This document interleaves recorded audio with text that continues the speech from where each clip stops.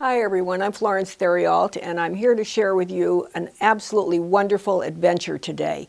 We're very lucky that we have people in America who have been concerned with the preservation of very important artifacts from our past, and for this we all owe a great homage to Gertrude Temple.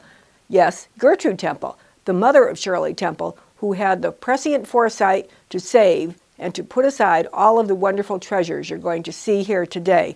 I wanted to read to you something from Shirley Temple's first earliest memoir, written back in 1945, this one sentence which will explain everything that is here today. After making a picture, Mom and I always took my costumes home to add to our collection. We have practically every dress I ever used in a picture. I believe that this probably stands alone in the archives of American treasures of early film stars. And the family has chosen to share these with all of you, and now I want to present just a few of the wonderful costumes that appear from this collection. There are literally hundreds of them. The first, of course, the most iconic, the extraordinary. When the movie Stand Up and Cheer came out, it was designed to be a way to cheer up the American public who were suffering in the midst of the greatest depression our country has ever known. The theme of the movie, of course, is that the president appoints a secretary of amusement, which isn't a bad idea, actually. Well, the movie goes along, and it's very nice, and the whole idea was to cheer up the American public. At the very end of the movie appears this little blonde-haired, dimpled girl doing her performance of Daddy Take a Bow. And this is the very famous, one of the most iconic film costumes ever made that Shirley Temple was wearing when she appeared in that film, with all of the wonderful little ruffled petticoats underneath, tier after tier, layer after layer of them. I believe there are 3 layers there, and each layer has tiers of ruffles with the wonderful. Again, the dress itself is multi-layered with the wonderful polka dots and the wonderful images. The dress, while we tend to always think it would be white, the dress was actually done in a more of an opaque color because that worked better with the black and white film of the time. Very tiny little dress, so you can see how tiny Shirley Temple was at the time.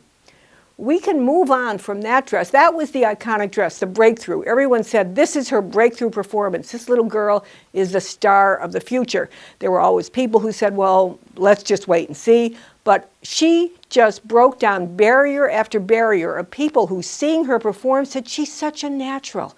This is such a wonderful, natural, bubbling, effervescent talent, but who brings great character and personality and intelligence to her roles as well. 3 and 4 years old. This is extraordinary. In her next performance, which this becomes very confusing. In the first performance, she does sing the song, Daddy Take a Bow, but it's in the movie Stand Up and Cheer. Well, it was so successful that the studio then decided to present her in a movie that was called Baby Take a Bow. And this is perhaps her most iconic party dress from Baby Take a Bow. I came across a newspaper clipping because one of the other things the family saved, and these will be available at the complete exhibition, are all of the scrapbooks from her early days. This is phenomenal. There are about like 15 huge scrapbooks with all of the newspaper clippings from all over the country, not just the Hollywood screen pieces that we're putting out, but from various little small town papers all over the country. And I found one clipping that said that the producer of the film would be careful of making promises in the future because Shirley so loved this dress as a little girl that he promised her when the film was over she could have it, whereupon she didn't want to wear it anymore during the filming because she was afraid she would soil it. Well, she did good work because the dress is not soiled. It's absolutely perfect, and this is just extraordinary. This is made of a very, very fine tulle, very, very tightly pleated to give it the fullness it has, and then it has underneath, again, the multi-ruffles and petticoats to give it the fullness that it had for her wonderful performance in Baby Take a Bow.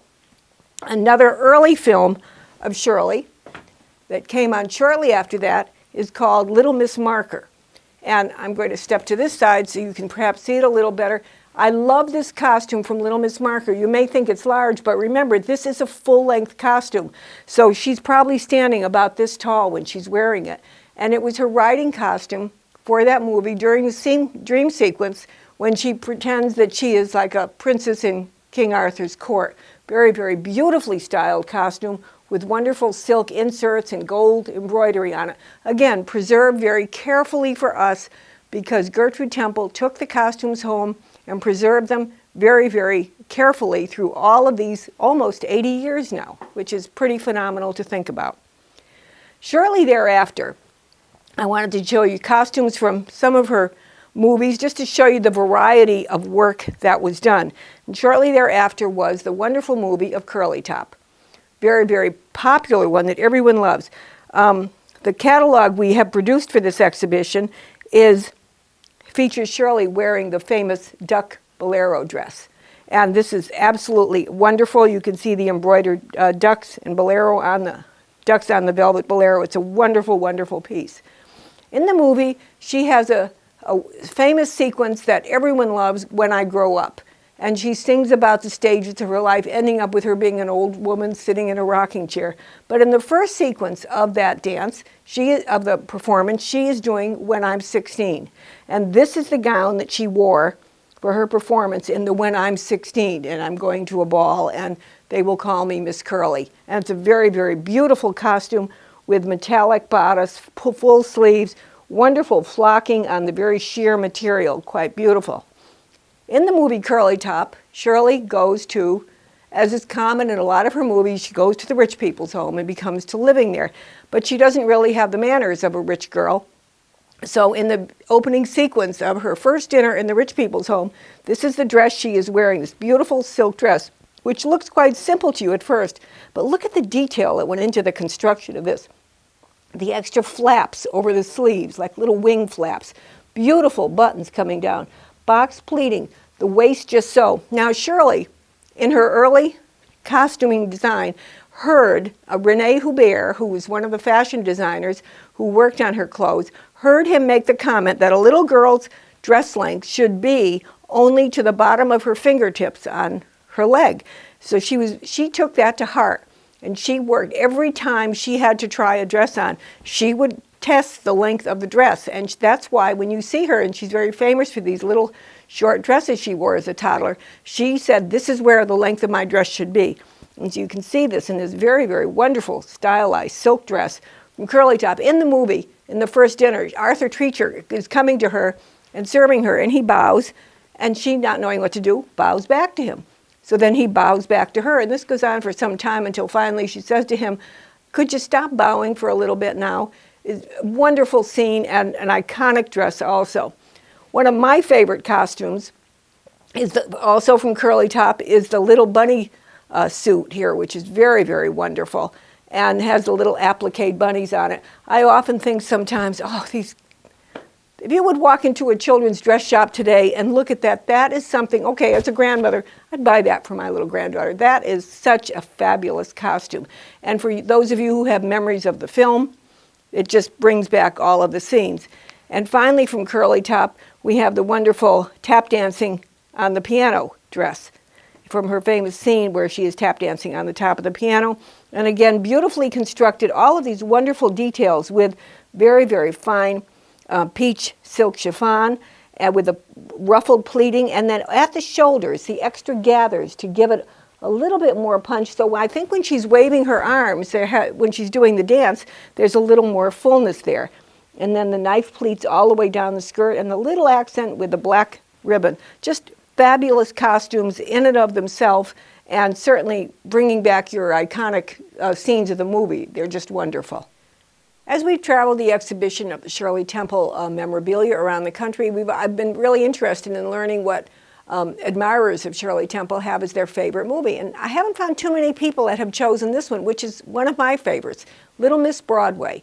I think it was beautifully done. It was a wonderful story with all of the classic Shirley Temple childhood themes in her movies, even winning over the curmudgeon-y old rich lady at the end of the movie.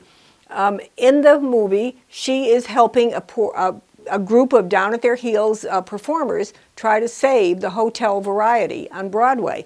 And at the end of the movie, she performs her dance in the courtroom to prove that they all have talent, wearing this extraordinary dress with a metallic silver on the top, a wonderful rhinestone beading all the way down the skirt and on the top. It's just a very, very extraordinary dress. Now, it was known that at the time, Shirley Temple writes about this in both of her autobiographies, that the wardrobe mistress at the time, if she had little pieces of fabric left over or trim, would make a costume for a Shirley Temple doll as a replica of the costume that Shirley actually wore in the film. And that's what we are seeing here. We're seeing a Shirley Temple doll made by the wardrobe mistress in the replica costume of what Shirley actually wore in the film. And I want to reach over and show you very carefully the shoes that she wore for that dance performance. And very, very beautifully done, with, again, with a rhinestone trim added and having their original label from Emilio Peza of Los Angeles. Many shoes that were custom made for Shirley's dance scenes and for her formal attire were from this famous shoe shop in Los Angeles, custom made for her. And what you're seeing on the hat stand is the tiara that she actually wore for that performance, a very, very wonderful piece. When I was working on cataloging and inventorying all of the costumes, I was trying to figure out why I had such a difficult time keeping the exact dates of the films in my mind, until I realized that the vast majority of the films that Shirley Temple made as a child were made in the 1934 to 1937 period. This is such a short block of time. The amount of work and production that this little girl did in that short period of time is absolutely phenomenal. And when we think about different movies, we need to put that in our mind to realize that this is a very short, encapsulated period of time. This, for example, The Littlest Rebel, is one of my very favorite films also, and so many scenes from it are just iconic and wonderful to remember. This dress is from the opening scene of the party in which Shirley Temple gives the remainder of her ice cream to the little chubby boy sitting next to her who wanted more ice cream, not cookies, not cake, but more ice cream. And she kind of turns her back a little bit and she takes a little bite more of hers, and then she gives him the rest of her ice cream. As the party commences, it's wonderful because there's a setting with all of these happy married children. They're dancing, they're having good treats, and their parents are all there looking at them, taking place during the 1860 period. Suddenly people rush in and announce that war has started between the North and the South, and everything changes, and people take their children and rush home. Shirley is wearing this dress in that opening scene, and it is absolutely phenomenal, with the V-shaped garlands of flowers coming down with a 1, 2, 3, 4, 5 tiers of very, very beautifully, delicately pleated organza, and the lace trim, the blue satin ribbons, the silk bouquet garlands of flowers. And then, look at this. Look at this ruffled silk petticoat. Again, tier after tier of ruffles on the petticoat. Beneath that, the hooped skirt with extra lace on the hooped skirt. And beneath that, the wonderful little pantalettes that match. An extraordinary costume. The costume designer credited with the work for Shirley in this film was Gwen Wakeling, who was credited with most of her costume design. And in the Shirley Temple collection is a series of sketches, watercolor sketches of these original costumes, 3 of them from this particular movie, and this is one probably done by Gwen Wakeling, but certainly under her direction. The number on the costume matches the tag number on the dress, and you can see there's some variation in how it finally came out. Another thing to notice in particular on all 3 of these costumes is the slightly different hairstyle, which was done for Shirley in this film. There are other costume designs that were done for Shirley, but not many of them that actually feature her face. So in a way, having this costume design sketch, you also have a hand-painted portrait of Shirley as well. This is costume number 5128, and it was called Change Number 1, so the first costume that she would be wearing. She goes on, and she meets the Yankee General, who comes looking for her father. And she is wearing this little blue silk dress, and it's an absolutely wonderful scene with the ruffles around the bottom, with the blue velvet ribbon, with extra ruffles here, coming down again, that very common theme used of the V shape coming down in the bodice. And we do have also the artist sketch for that costume. And this is number 5138, corresponding to the number on the dress. You can see how wonderful that is. Now, in this particular sketch, Shirley is holding a sword. However, what she really holds in the movie is this, a slingshot. Slingshots were Shirley's favorite toys. She said that. With this wonderful life and the possibility of all the luxury in the world she had, what did she like as her favorite toy? A simple little slingshot. She became actually pretty proficient at it. And in the scene of the movie, she throws a slingshot pellet at the Yankee soldier coming in, all the time whistling, "I Wish I Was in Dixie." There's a very famous story about Shirley Temple that she said she wrote in her memoir that everywhere she traveled, she would have her dainty little handbag and her little gloves and her hanky and her slingshot. She went to a barbecue in Hyde Park at the home of Eleanor Roosevelt, and while she was there, Eleanor was barbecuing, and she bent over to reach something. She had a flip, and as she bent over, Shirley was over behind her, and she said it was just too much of a temptation. And she did a little slingshot pellet at her. Eleanor never blinked. She felt it, she turned slightly, but she never said a word. Shirley's mother did, however. So Gertrude Temple not only preserved all of Shirley's wonderful costumes, but she preserved Shirley's good behavior because she gave her a what to as soon as she got her away. Slingshot stories, Shirley writes about them constantly because she really loved that toy. Now, another wonderful costume from The Littlest Rebel is this one, and this is when the soldiers marching off to war, and all of the people from the town, wives, women and children, are gathered at the sidewalk, and the soldiers are marching and they're waving flags. And this is the costume that Shirley wore during that scene. And once again, we have the costume sketch from that scene in which she proclaims, "My daddy is the best soldier." And this is that costume, number 5132. And also appearing at the end of the story wearing the same costume.